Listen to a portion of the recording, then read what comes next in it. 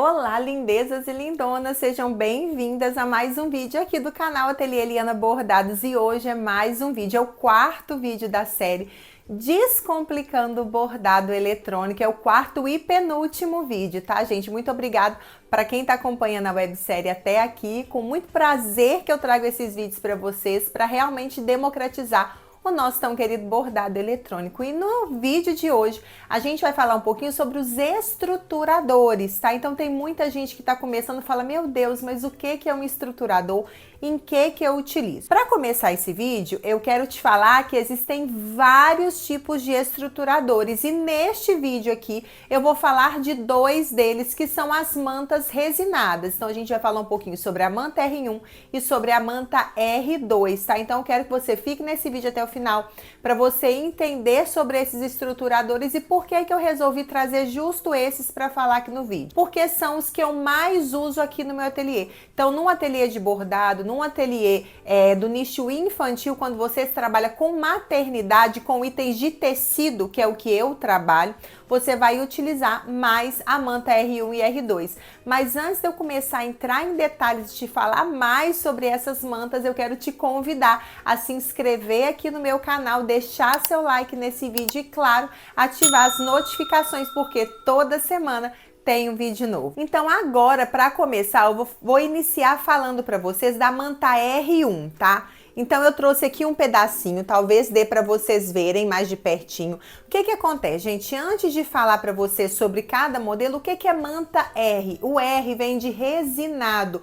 O resinado é uma cola que vem em um dos lados da manta, somente isso. Ela é um tecido de sintético, ela é de acrílico aqui, ó, poliéster. Tem gente também que chama de manta poli. Então esse aqui é um poliéster e é como fosse um algodãozinho, tá vendo? Prensado. Então, quando a gente fala de R1, é porque é esse poliéster, essa manta de poliéster prensada, em que a resina foi passada somente de um lado. Então, a aderência dela é feita somente de um lado. E como que eu consigo aderir um tecido à manta? Usando o calor do ferro. Então, assim que você corta o tecido, posiciona sobre a manta e passa o ferro, você ativa a cola que tem nessa manta e faz com que o tecido grude nessa manta. No caso da R1, isso quer dizer que ela tem manta em um lado. Então aqui, olha, é o lado mais áspero, vocês até a gente não vê muito, ó, não vê muito não, né? Não vê nada do fiapo que vem nela, do poliéster, enfim, a manta mesmo. E esse outro lado, olha, que é o lado mais peludinho, que não tem a resina, que é a cola. Então essa é uma manta R1. Já essa daqui é uma manta R2. Vocês podem ver que esse lado mais áspero dela é dos dois lados. Quando a gente fala R2, é resinado dos dois lados. Então, qualquer lado que você coloque o tecido e venha com o ferro, você consegue aderir à manta R2. A diferença delas, basicamente, é essa. E aí entra outra diferença que eu sei que vocês têm muita dúvida sobre isso. Pela manta R2 ser resinada dos dois lados, ela é uma manta mais firme. Então, ela é uma manta que ela tem mais resistência, ela é mais durinha, tá? E a manta R1, querendo ou não, ela é um pouco mais mole porque a resina dela é de um lado. Liana, mas a R2 sempre vai ser mais grossa que a R1? Depende, gente. As mantas têm gramatura. Então, existe gramatura 100 e existe gramatura 200. Então, por exemplo, aqui eu tenho uma R2 gramatura 200, tá?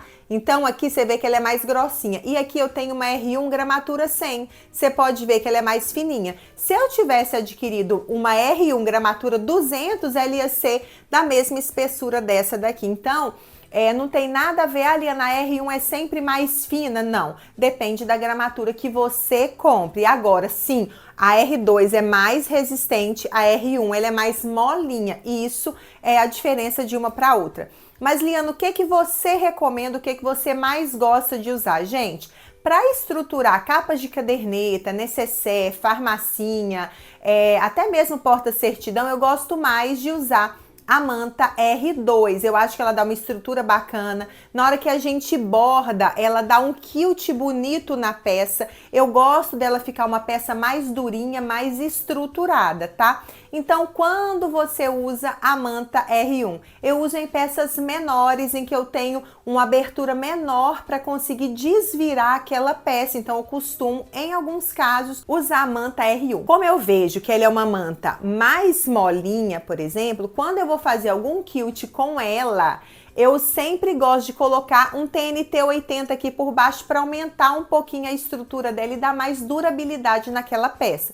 Então a dica é, tá usando uma manta R1, você pode usar um TNT 80. Você pode inclusive usar também na manta R2, não tem nada que te impeça, mas ela vai ficar bem mais durinha, tá? Do que ela já é, porque ela já é, olha aqui, ó, quando eu seguro ela assim, ela é bem estruturada, sendo que a manta R1, olha, como eu falei, ela não é tão estruturada. Então, quando eu vou fazer alguma peça, que seja até uma peça menor, que eu vou usar a R1, eu costumo colocar o TNT 80 por baixo. Na R2 eu já não vejo tanto essa necessidade. Eu uso em alguns casos bem específicos, mas isso a gente pode falar um pouquinho mais pra frente também. Então, a diferença dessas duas mantas basicamente é essa. A resina, quando é de um lado só, que no caso da R1, e dos dois lados na R2, e a gramatura delas, que pode ser a Poly 100 ou a Poly 200, né? Gramatura 100 ou gramatura 200. Lembrando que a manta R2 é mais firme, tá? E eu gosto muito de usar, que eu uso inclusive... Deixa eu até mostrar para vocês aqui. Eu geralmente compro um rolo de manta R2, porque aqui no ateliê realmente é o que eu mais uso. Eu praticamente não invisto em manta R1, porque as minhas peças geralmente pedem uma estruturação melhor, como eu já falei com vocês. E eu uso também trocadores, que eu não havia falado, e mochilinhas, enfim, eu gosto muito da manta R2, por isso que eu compro essa quantidade de manta. São 25 metros de manta que eu compro por vez aqui. E eu gosto muito. Outra coisa bem legal que eu quero lembrar para vocês da manta também é que essa resina, essa cola que vem nela, é uma cola temporária. Então, ela é ativada com o calor do ferro, mas se você não faz o quilt rapidamente, né, ela pode começar a descolar o tecido dela. Então, eu recomendo que você faça a ativação da cola com ferro, já faça a sua marcação ali com a caneta fantasminha ou com o giz, ou se você for utilizar o guia de quilt reto também, se já tiver na sua máquina, já rapidamente senta na máquina e faz o quilt ali, faz uma tela C conforme o seu costume. Se você deixar geralmente muitas horas, ou até mesmo tem gente que estrutura tudo e vai fazer no outro dia, o tecido começa a soltar um pouquinho. Então, eu sempre te recomendo a fazer assim que você terminar de fazer a ativação da cola. Então é isso, meninas. Espero que vocês tenham gostado, espero que vocês tenham aprendido muito, espero que vocês passem a usar da melhor forma os estruturadores que vocês têm aí no seu ateliê.